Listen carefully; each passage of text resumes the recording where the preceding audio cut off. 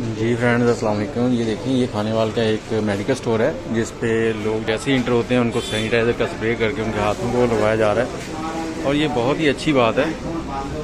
और मैं ये चाहूँगा कि ये हर दुकानदार को करना चाहिए और ये खानेवाल में बहुत ही अच्छा इक़दाम है इनका। और ये शॉप खानेवाल फुटबॉल चौक में है।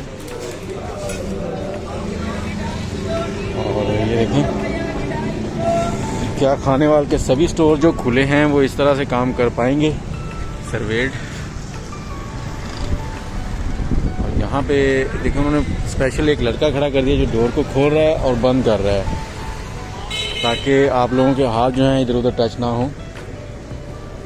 तो मेरी तमाम दुकानदारों से गुजारिश है कि इसी तरह से काम करें।